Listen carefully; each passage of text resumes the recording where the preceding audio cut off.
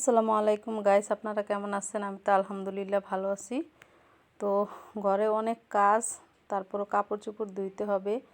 তো কাপড় চোপড় ধোয়ার জন্য চলে আসছি। এক হাতে মোবাইল আর এক হাতে হচ্ছে সাবান গুলিয়ে কাপড় ভিজাচ্ছি। তো ধোয়ার ভিডিওটা তো আর দেখাতে পারবো না, যেহেতু ট্রাইপডটা নষ্ট। হাত দিয়ে ধরে একটু ভিজিয়েছি, সেটা আপনাদের সাথে শেয়ার করলাম। তো অনেকগুলা কাপড় ধুইছি আর একটা কম্বল ধুইছি, যেহেতু শীত চলে আসছে, একদম ঘরের দুয়ারে এখন শীত পুরাপুরি। তো কালকে প্রচণ্ড ঠান্ডা হয়েছিল আমাদের এখানে। ঠান্ডার কারণে হচ্ছে এই আমাদের যে পাতলা কম্বল এই কয়দিন গায়ে দিছি, আমার ছেলের কম্বলটা হচ্ছে ধোয়া হয়নি, তো সেটা আজকে ধুইবো। বের করছিলাম, একটু হালকা গন্ধ আসে, তো ধুয়ে রাখছি, তারপরও আবার একটু ধুইতে হবে। তো ছেলের কম্বলটা ধুয়ে দিব আর এক বালতি কাপড় ভিজাইছি, সেগুলো ধুবো। তারপরে ঘরে হচ্ছে তালিম বসাবো, সেখানে অনেক কাজ আছে। তালিম বসালে ঘরটাকে একটু যতই পরিষ্কার থাকুক, তারপরও আবার একটু ক্লিন করতে হয়। তো সেই জন্য আমাদের হচ্ছে দোকান ছিল, মুদি দোকান, তো সেই দোকানটা ছেড়ে দিছে।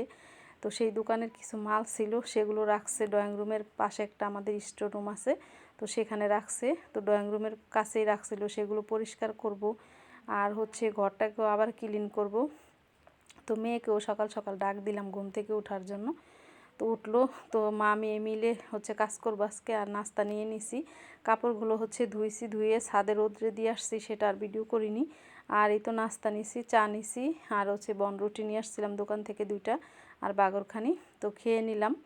খেয়ে তারপরে আমি চলে আসছি রান্নাঘরে, রান্না করব। আর পাকের রুমে অনেক কাজ আছে। কালকে অনেকটা প্লেট বাটি হয়েছে, সেগুলো রাত্রে ধোয়া হয়নি, পানিটা এত ঠান্ডা, সেজন্য ধুইনি, না ধুয়ে রেখে দিছিলাম। তো সেগুলো ধুবো আর হচ্ছে রান্নাও করব, তো একসাথে দুইটাই করতেছি। আর মেয়ে হচ্ছে ওই রুমটা ক্লিন করতেছে, ড্রয়িং রুমে যে যা ছিল সেগুলো। তো সোফা টোফা মুছতেছিল, ডাইনিং টেবিলটাও পরিষ্কার করবে, সব কিছু মিলিয়ে অনেক কাজ। তো মেয়ে ওইদিকে কাজ করছে আর আমি হচ্ছে এইদিকে রান্না করে চলে আসছি। তো শীতের ভিতরে কিন্তু সকালে উঠতে মন চায় না, ভালো লাগে না। তো একটু দেরি করে উঠছি, আর কাজও আছে ঘরে অনেক। তো মেয়ে বলতেছে আম্মু দুইজন মিলে করলে অনেকটা টাইম লাগবে না, তুমি এত টেনশন করো না। তো মেয়ে উঠছে সকাল সকাল। মেয়ে কিন্তু আমার মেয়ে 11টার আগে ঘুম থেকে উঠে না, যেহেতু কাজ আমি মেয়ের জন্য রাখি না, মেয়ে করে না, তো সেই জন্য ডাকি না। আজকে একটু ডাক দিছি, উঠছে। তো আমি হচ্ছে এদিকে এসে রান্নাটা বসাইয়া দিলাম। তো মাছগুলো হচ্ছে ভেজে নিছি, আর এই অফ ক্যামেরাতে হচ্ছে আরও অনেক কিছু রান্না করছি, সেগুলো আর আপনাদের সাথে শেয়ার করতে গেলে ভিডিওটা বড় হবে, আর হচ্ছে আমারও টাইম নেই তেমন একটা, তো ভিডিও দিতে হবে, সেই জন্য হচ্ছে রান্নার একটা পদ রান্না করছি, সেটা ভিডিও করলাম। তো এই তো বড় মাছগুলো দিয়ে হচ্ছে আজকে সিম আর আলু রান্না করব। এই কয়দিন তো সিম দিয়ে, সিমের সাথে কফি দিছি, তারপরে হচ্ছে আরও অনেক কিছু দিয়ে রান্না করছি, কিন্তু শুধু সিম আর আলু দিয়ে আজকে রান্না করব, অনেক মজা হয় শুধু সিম আর আলুর তরকারিটা। আপনি দেখবেন, জানি না কে কে পছন্দ করে, আমার কিন্তু পছন্দ। আজকে রান্না করলে কালকে সেই তরকারিটা খেতে আমার কাছে এত মজা লাগে, কি বলবো। বাসি যে সিমের তরকারিটা, সেটা আমার কাছে অনেক মজা লাগে। অনেকে পছন্দ করে, হয়তো অনেকে খায় না বাসি তরকারি, কিন্তু আমার কাছে সবচেয়ে সিমের তরকারিটা শীতের দিনে বাসি হলে সবচেয়ে বেশি মজা লাগে খেতে, আর অনেক ভালো পছন্দ। তো সেই জন্য সিম আর আলু, নতুন আলু দিয়ে তরকারি রান্না করব বড় মাছ দিয়ে। আর হচ্ছে করলা ভাজি করে নিছি, ডাল রান্না করে নিছি, ভাতও রান্না করে নিছি। তো লাস্টে হচ্ছে তরকারিটা সেটাই বসাইতেছিলাম। আর পাকের রুমের এরকম একটা অবস্থা ছিল যে মানে কি বলবো, দেখানোর মতো ছিল না। আপনাদেরকে দেখালে বলবেন যে এই মহিলা অনেক নোংরা।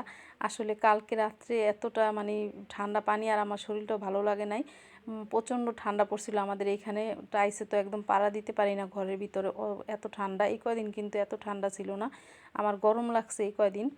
আর আজকে প্রচুর ঠান্ডা রাত্রে, তো সেই জন্য পাকের রুমের কাজগুলো গুছাতে পারিনি, রেখে দিছি। তো সকালে রোদ উঠছে, এখন ভাবতেছিলাম করব। তো সিমের তরকারিটা রান্না করতে করতে এই তো কষানো দিয়ে দিলাম সিমের তরকারিটা, আর একটু কষাবো, তারপরে হয়ে যাবে। তো ভিডিওটা দেখবেন, ভালো লাগলে একটু বেশি বেশি করে শেয়ার করে দিবেন, লাইক দিবেন, সাবস্ক্রাইব দিবেন, আর পেজে দেখে থাকলে ফলো দিয়ে লাইক দিয়ে সাথেই থাকবেন। তো এই তো তরকারিটা অনেকটা কষানো হয়ে গেছে, দেখুন। কষিয়ে এখন ঝোলের পানিটা দিয়ে দিব।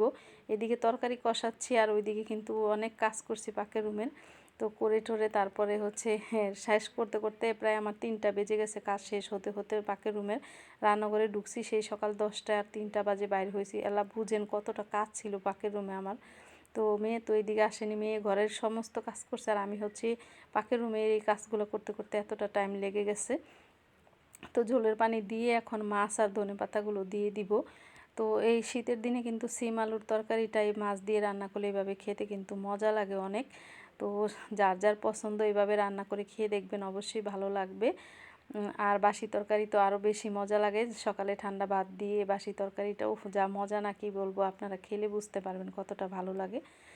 তো আর সরিষার তেল দিয়ে সকালবেলা কিন্তু গরম ভাত ডিম দিয়ে ভেজে খেতে সেটা আরও বেশি মজা। তো যার যার পছন্দ এভাবে খাবেন, খেয়ে কমেন্ট করে জানাবেন যে কার কার ভালো লাগে। তো কমেন্ট করলে ভালো লাগবে, সেটা দেখলে আপনাদের দেখবো যে কার ভালো লাগে সেটা। তো এই তো ধনেপাতাও দিয়ে দিলাম। আর এই যে তরকারিটা কিন্তু হয়ে গেছে আমার, এখন নামিয়ে নিব, একটু ঝোল ঝোল রাখবো সিমের তরকারিটা। তো কালকে শুকালে সেটা আবার খেতে ভালো লাগবে। তো রান্না করার পরে যতটুকু থাকবে একটুখানি তো অবশ্যই রাখবো আমি কালকে খাওয়ার জন্য। আর এই তো করলা ভাজি করে নিছি দেখুন, আর এই তো ডালটাও রান্না করে নিছি, আর এই যে ভাত।